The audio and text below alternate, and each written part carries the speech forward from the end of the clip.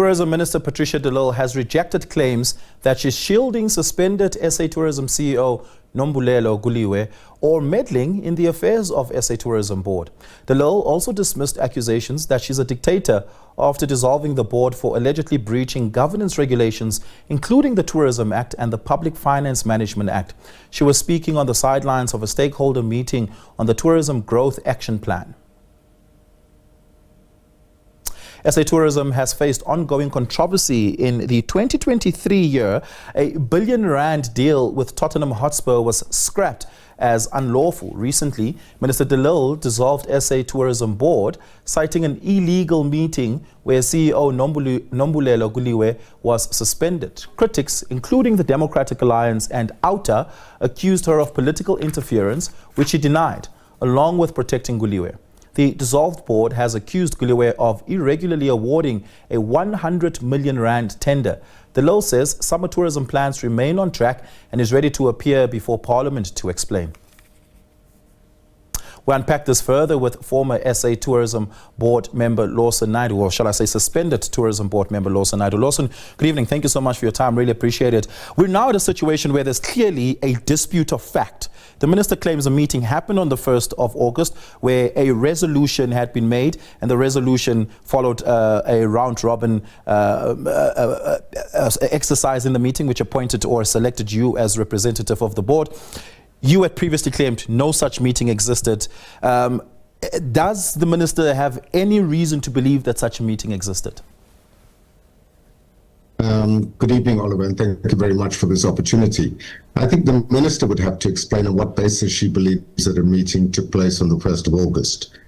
As we have said, as the now members of the dissolved Board of South African Tourism, there was no such meeting on the 1st of August.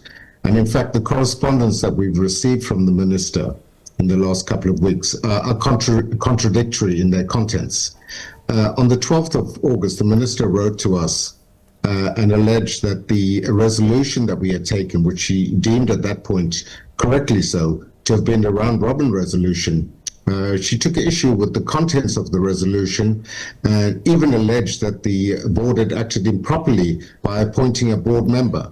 Now, that makes no sense because I was duly appointed by the minister herself in October last year, so the board made no such appointment.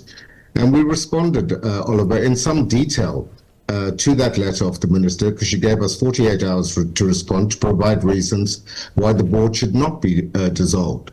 We responded to the issues that were raised in by the minister in that letter. And yet, in her letter dissolving the board a week later on the 19th of August, she comes up with a different reason, which is that we held a meeting on the 1st of August, and she goes so far as to say that we did not respond to the question of who had convened that meeting. Now, that question had never been raised with us, and therefore we didn't respond to it because in any case there was no meeting. So I think, the minister is now seeking to provide reasons ex post facto, whereas she is actually now committed to what she has put in writing as a reason for the dissolution of the board. And we stand by the fact that there was no such meeting and that the resolution we took is in accordance with the principles of sound corporate governance. Okay, the date of the resolution that had nominated or where the board had elected you as their representative, what's the date of that meeting? It was on the 1st of August. That was on the 1st of August? We had been informed just shortly before that. So hold on, Lawson. So hold on. Under what circumstances or through which process would the board have nominated you or elected you as a representative of the board? I understand that to mean to speak on behalf of the board. If a meeting did not take place on the 1st of August, how would a resolution have been reached on the 1st of August? Well, a round-robin resolution is customarily reached through electronic communication, either through email or other forms of electronic communication, including WhatsApp messages and the like. And it was through those electronic means of communication that the board reached that decision. Okay, and it was based on the fact that the previous chair I understand had just resigned. So just to be clear, a physical meeting did not take place on the 1st of August, but there is a board resolution that was concluded amongst board members through correspondence on the 1st of August. That is correct, and that resolution was signed by every single board member. Okay, I want to play you this clip, this takeout from the minister's press briefing earlier on, Lawson. Have a listen at this.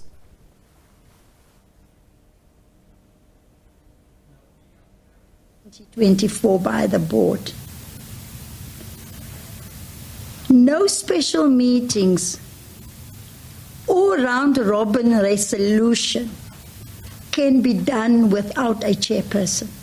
Those are the rules and the laws. So on the 4th of July, I cautioned the board on their failure to follow governance procedures, which undermines the integrity of the board. And it could also render the outcomes or the decisions of such meetings procedurally invalid and unlawful. So some people might think that procedures is not important. That the minister issued to the board on the 4th of July. Indeed, we had a meeting with the minister on the 4th of July, and the board had in fact responded to the issues that had been raised by the minister at that meeting. We had done so in writing. But to come back to the point, the minister quotes selectively from the Act. The Act also says very specifically that in the absence of the chair of it or a deputy chair, a meeting of the board can continue by electing a chairperson. And as I've mentioned previously, both the King Code on Corporate Governance as well as Public Management Finance Act require the board to continue to execute their fiduciary duties. And that's exactly what we were doing, to act in the best interests of South African tourism.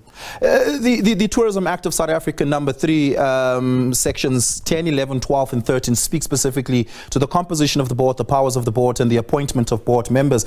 It very specifically says only the minister can appoint a chairperson or a deputy chairperson of the board, that power doesn't exist within anyone else. It is only in the King Code number 4 where there is a principle of the nomination of a representative of the board in the absence of a chairperson.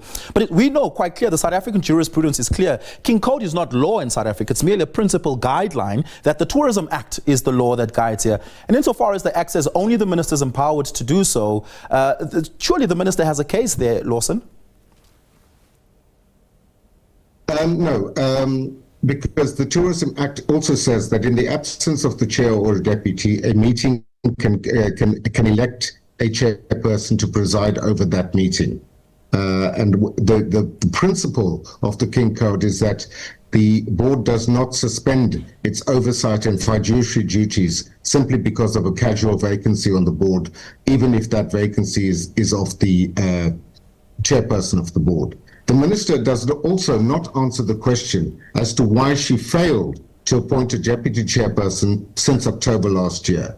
Once again, the Tourism Act makes it very clear that the minister must appoint a chairperson and a deputy chairperson. Her failure to appoint a deputy chairperson put the board in the position that it was, where it had to appoint a representative in order to enhance the effective functioning of that board. Yeah.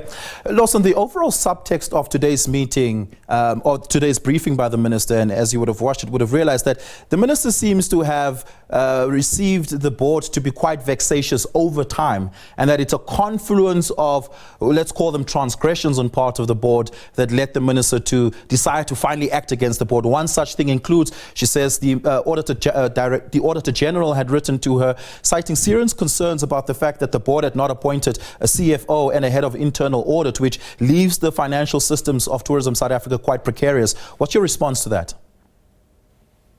Well, the minister would well know that both of those vacancies had existed for quite some time. The board was seized with those matters. We had received a recommendation for the appointment of a chief financial officer. but the board rejected the recommendation because we felt that the candidate that was recommended was not suitably qualified for the position. So we've gone back to the drawing board and re-advertised that position. The board had been in the process of shortlisting candidates for the head of internal audit, or the chief audit executive at SAT. So these matters were very much in process, and these are matters that have begun their lives well before the existence of this board in October 2024. Yeah, and just lastly, before I let you go, Lawson, you had previously mentioned to media colleagues that yourself and various other members of the board that had been dissolved are considering their legal options. Have you decided what those will be? Will you or anyone else or anyone that you know of be filing papers to act against the minister's decision? Well, my colleagues and I are consulting lawyers at the moment. We have not reached a conclusion as yet, but we are taking legal advice. Lawson Naidoo, thank you so much for your time. Really do appreciate it. Lawson was one of the former board members from the now dissolved board by the minister.